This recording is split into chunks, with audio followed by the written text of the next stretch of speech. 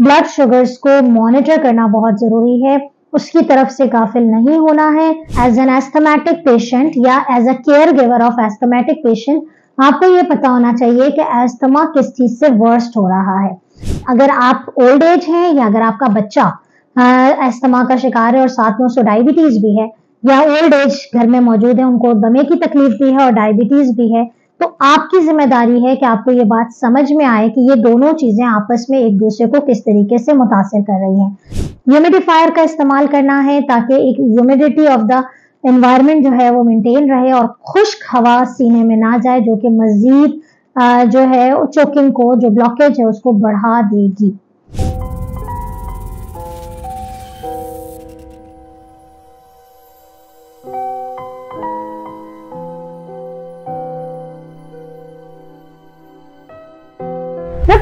सदरी वयस्सरली अमरी वहलुल उक़दतम मिन लिसानी यफ़क़हू क़ौली। अस्सलाम वालेकुम, doctor Sania Bashir here, consultant diabetologist and CEO of Diabetes टेलीकेयर।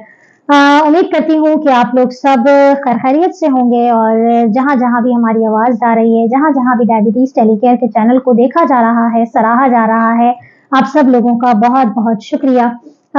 खास तौर पे हमारे वो पाकिस्तानी या हमारे वो लोग जो कि हमें बाहर से देखते हैं और हमें अप्रिशिएट करते हैं और हमें मैसेजेस करते हैं, आप सब लोगों का बहुत बहुत शुक्रिया।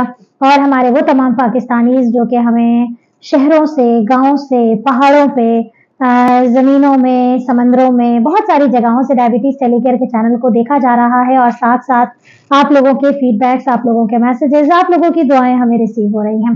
आज जिस टॉपिक पे मैं बात करने जा रही हूँ, आज हमने टारगेट किया है हमारे उन पेशेंट्स को कि जो कि डायबिटीज तो डायबिटिक तो है ही है, लेकिन साथ में उनको एस्थमा यानी कि दमे का मर्ज भी है। और जब सर्दियों की बात करते हैं तो सर्दियों में ये दमे का मर्ज बहुत ज्यादा एग्रेवेट हो जाता है, जो कि ना सिर्फ उनकी ओवरऑल हेल्थ कंडीशन के लिए बल्कि सेहत के, बल्कि उनकी शुगर के लिए भी जो है वो बहुत मुश्किल हो जाती है उसको कंट्रोल करना। तो आज हम बात करेंगे कि अगर एक डायबिटिक पेशेंट जो कि एस्थमेटिक भी है, दमे का मरीज भी है, तो उसको अपनी शुगर्स को कैसे कंट्रोल करना चाहिए, कौन सी हम 10 टिप्स पे बात करेंगे जो कि दमा और शुगर दोनों को कंट्रोल रखेगी इन सर्दियों में। तो इस वीडियो को अंत तक जरूर देखिएगा और अगर आपके आसपास कोई दमे का मरीज है तो इस वीडियो को, और वो डायबिटिक भी है, तो इस वीडियो को वहां जरूर शेयर कीजिएगा। जी हाँ, आज हम जिक्र करने जा रहे हैं उन 10 टिप्स का जो कि वो डायबिटिक पेशेंट जो कि साथ साथ दमे की तकलीफ का शिकार हैं, अगर वो इनको फॉलो करेंगे तो ना सिर्फ उनकी क्वालिटी ऑफ लाइफ बेहतर होगी बल्कि उनकी शुगर भी कंट्रोल रहेंगी। और इस सर्दियों में जो कि एक बहुत बड़ा ट्रिगरिंग फैक्टर होता है दमे के मरीजों के लिए, और दमे के मरीज इस मौसम में ज्यादा परेशानी का शिकार होते हैं, तो वो इससे अपने आप को बचा सकेंगे।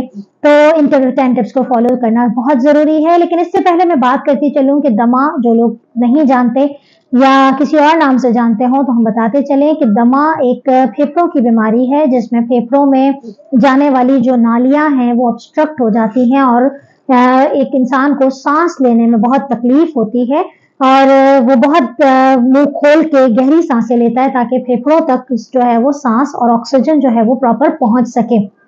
इसीलिए दमे के जो पेशेंट्स होते हैं वो अमूमी तौर पे इनहेलर्स पे होते हैं और टैबलेट्स भी उनको दी जाती हैं ताकि जो सांस की नालियां हैं उनमें जो ब्लॉकेज है, उनमें जो चोकिंग है, वो खुल सके। दमे के मरीज सर्दियों में खास तौर पे, ये जो ड्राई वेदर होता है, ये जो पोलन सीजन होता है, ये सर्दियों का मौसम इनके लिए बड़ा तकलीफदेह होता है क्योंकि ये सर्दी जो है वो इस ऑब्स्ट्रक्शन को और ज्यादा बढ़ा देती है, क्योंकि ज्यादातर जो दमा है वो एलर्जिक कंडीशन की वजह से होता है, तो एलर्जी इस मौसम में बहुत ज्यादा बढ़ जाती है। तो यकीनन एस्थमा अगर ज्यादा वर्सन होता है या बहुत दमे की तकलीफ रहती है तो वो शुगर्स को डिस्टर्ब कर सकती है। दमे के मरीज जो इनहेलर्स इस्तेमाल करते हैं या जो टैबलेट इस्तेमाल करते हैं वो शुगर के मरीजों की शुगर को फ्लक्चुएट कर देती है। इसीलिए इन दोनों टॉपिक्स को आज हमने कंबाइन किया है। तो देखते हैं कि वो 10 टिप्स कौन सी हैं जिस पर अमल करके ये दोनों चीजें एक दूसरे के साथ चेक एंड बैलेंस रहेंगी। सबसे पहली टिप कि आपने अपनी ट्रीटमेंट के लिए अपने पल्मोनोलॉजिस्ट और डायबिटोलॉजिस्ट दोनों के साथ इन कांटेक्ट रहना है ताकि आपकी एस्थमा की ट्रीटमेंट और डायबिटीज की ट्रीटमेंट दोनों साथ साथ चलें। अपनी मर्जी से किसी भी डॉक्टर को जाके दिखा के अपने अस्थमा की ट्रीटमेंट नहीं करनी। प्रॉपर पल्मोनोलॉजिस्ट को आप दिखाएंगे और आप डायबिटोलॉजिस्ट से रुजू करेंगे और आप दोनों को मिला के ट्रीटमेंट करेंगे।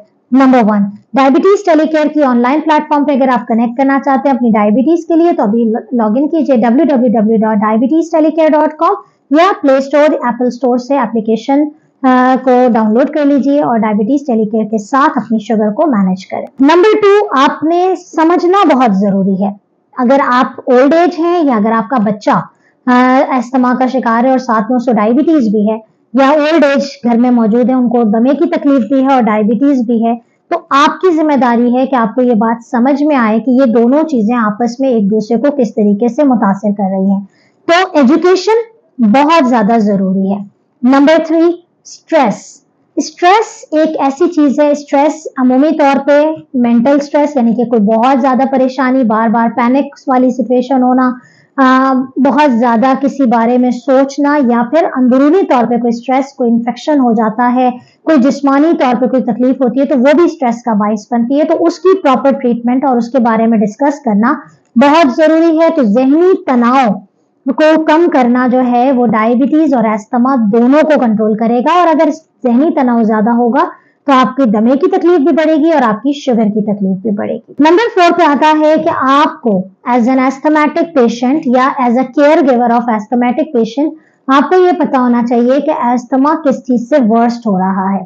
कोई खाने पीने की चीज है जिससे एलर्जी हो जाती है जो आपके अस्थमा को बढ़ा रहा है, कोई लंग्स में इन्फेक्शन हो जाता है, लाइक बहुत ज्यादा सारे लोग जो है बाहर डस्टी एनवायरनमेंट में काम करते हैं, या फिर जो है वो ठंडे पानी का इस्तेमाल है, या बाहर लोगों को मूंगफली से एलर्जी हो जाती है। बहुत सारी खाने पीने की चीजें हैं जो कि अस्थमा को वर्स्ट कर सकती हैं। अगर तो आपको जरूरी नहीं है कि एक को मूंगफली से एलर्जी है तो दूसरे को भी होने, आपको ये बात पता होनी चाहिए कि कौन सी चीजें अस्थमा को वर्स्ट कर रही हैं, उससे अवॉइड करना है। तो वो तमाम ट्रिगरिंग फैक्टर्स जो कि दमे की तकलीफ को बढ़ा रहे हैं उससे अवॉइड करना है। नंबर 5, पर्टिकुलरली अस्थमा के बारे में बात कर रही हूँ। नंबर 5 ये है कि आपने एस्थमेटिक पेशेंट को खुश्क हवा में नहीं लेके जाना, या चूंकि सर्दी के मौसम में ओवरऑल बहुत ड्राई विंड होती है तो आप अपने घरों में ह्यूमिडिफायर लगाएं। ह्यूमिडिफायर का इस्तेमाल करना है ताकि एक ह्यूमिडिटी ऑफ द एनवायरनमेंट जो है वो मेंटेन रहे और खुश्क हवा सीने में ना जाए, जो कि मजीद जो है चोकिंग को, जो ब्लॉकेज है उसको बढ़ा देगी। इसके बाद आपके पास आता है नंबर 6 पे है कि आपने बाहर जाते वक्त मास्क का इस्तेमाल करना है, अपने आप को ठंडी हवा में एक्सपोज नहीं करना, गर्म कपड़े पहन के जाने हैं और मास्क लगाना है, क्योंकि ये वो तमाम चीजें अगर आपने इसकी केयर नहीं की तो आपकी दमे की तकलीफ बढ़ेगी, दमा बढ़ेगा तो शुगर्स बढ़ेंगी और दोनों चीजें इम्बैलेंस हो जाएंगी। नंबर 7, एस्थमेटिक पेशेंट में बहुत ज्यादा जरूरी है, क्योंकि एजुकेशन एक बहुत बड़ा इम्पैक्ट था तो उसमें बहुत बड़ा सब्जेक्ट आता है कि दमे के पेशेंट्स को बाज औकात ऐसा ट्रिगरिंग फैक्टर मिल जाता है, ऐसी चीज जो कि दमे की तकलीफ को बढ़ा देती है, इतनी बढ़ा देती है कि इमरजेंसी सिचुएशन आती है। तो इमरजेंसी से बचने के लिए घर में इनहेलर्स मौजूद होने चाहिए जो कि इमरजेंसी कंडीशन को ट्रीट करते हैं, यानी कि शॉर्ट एक्टिंग इनहेलर्स होते हैं जो कि फौरन से लगाते हैं ताकि ऑब्स्ट्रक्शन क्लियर हो जाए। तो आपने अपने पल्मोनोलॉजिस्ट से डिस्कस करके आपने इमरजेंसी ट्रीटमेंट के लिए जो इनहेलर है उनको अपने घर में स्टॉक जरूर रखना है। तो ऐसा अगर आप ट्रैवल पे जा रहे हैं तो आपके कैरियर बैग में इनहेलर होना चाहिए जो आपको इमरजेंसी सिचुएशन से बचा ले। इसके बाद नंबर 8 पे हमारे पास आता है कि चूंकि हम डायबिटिक पेशेंट की भी बात कर रहे हैं साथ में अस्थमा के, तो diabetic patient with asthma blood sugars को मॉनिटर करना बहुत जरूरी है, उसकी तरफ से गाफिल नहीं होना है, क्योंकि अस्थमा इटसेल्फ और अस्थमा के लिए दी जाने वाली मेडिसिन शुगर लेवल्स को ऑल्टर करती हैं। तो monitor the blood sugar levels is very important. Number 8 पे आपके पास आता है कि आपने बैलेंस डाइट को जरूर मेंटेन रखना है, खाने पीने में एहतियात करनी है, वो चीजें जो दमे की तकलीफ को बढ़ा रही हैं या वो चीजें जो शुगर्स को बढ़ा रही हैं जिस पे हम हमेशा बात करते हैं, अपनी डाइट में वो चीजें नहीं ऐड करनी जो कि शुगर्स को बढ़ाएंगी।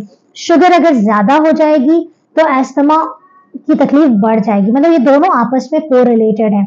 अस्थमा ट्रिगर करेगा तो शुगर्स बढ़ जाएंगी, स्ट्रेस फैक्टर है, शुगर बढ़ जाएगी, बॉडी में स्ट्रेस बढ़ेगा, एस्थमा बढ़ जाएगा। तो इन दोनों चीजों को हमें बैलेंस रख के चलना बहुत जरूरी है। 9 और 10 हमारी जो टिप है वो खास तौर पे एस्थमेटिक पेशेंट्स और डायबिटीज के साथ उनकी एक्सरसाइज के हवाले से है कि वो डायबिटिक पेशेंट जो कि अस्थमा का शिकार है उनको लो इम्पैक्ट एक्सरसाइजेस चूज करनी है। लो इम्पैक्ट का मतलब जो बहुत ज्यादा तेज वाली ना हो, ठीक है, बहुत ज्यादा ब्रिस्क वॉक नहीं करनी है, बहुत ज्यादा हाई इंटेंसिटी की आपने जो है वो जिम में कोई ऐसी एक्सरसाइज नहीं करनी है। तो जो 9 टिप है वो ये है कि लो इम्पैक्ट एक्सरसाइज आपने चूज करनी है। लाइक आप सिंपल वॉक कर सकते हैं, आप स्विमिंग कर सकते हैं, आप योगा कर सकते हैं, जो कि आपके सीने पे, आपके लंग्स को बहुत ज्यादा उस पर वर्कलोड ना बढ़े और आपका एस्थमा ट्रिगर ना हो। नंबर 10 पे हमारी last but not the least कि आपने वाटर इनटेक बड़ा अच्छा मेंटेन रखना है वर्जिश करने से पहले, वर्जिश करने के दरमियान और वर्जिश करने के बाद। तो आपका ये जो पानी का इनटेक अच्छा होगा, आप डिहाइड्रेट नहीं होंगे, तो आपका एस्थमा ट्रिगर नहीं करेगा क्योंकि पानी की कमी की वजह से ब्लॉकेज भी बढ़ जाती है, म्यूकस प्लग बन जाता है, बलगम बहुत ज्यादा जमा हो जाता है। तो एस्थमा के पेशेंट्स को इन चीजों को ख्याल रखना बहुत जरूरी है। ओवरऑल जो एक कंक्लूजन है वो यही है कि आपने अपने डॉक्टर की हिदायत के मुताबिक चीज़ों को फॉलो करना है ताकि आपकी क्वालिटी ऑफ लाइफ बेहतर से बेहतर सके। तो अपना बहुत ख्याल रखिएगा, दुआओं में याद रखिएगा और मुझे ज़रूर बताइएगा कि क्या आप ये टिप्स फॉलो कर रहे हैं। अगर तो आपके इर्द गिर्द कोई एस्थमा और डायबिटीज़ का पेशेंट है या आप खुद अगर हमें सुन रहे हैं तो ज़रूर देखिएगा। अपना बहुत ख्याल रखिएगा, दुआओं में याद रखिएगा। हाफिज़।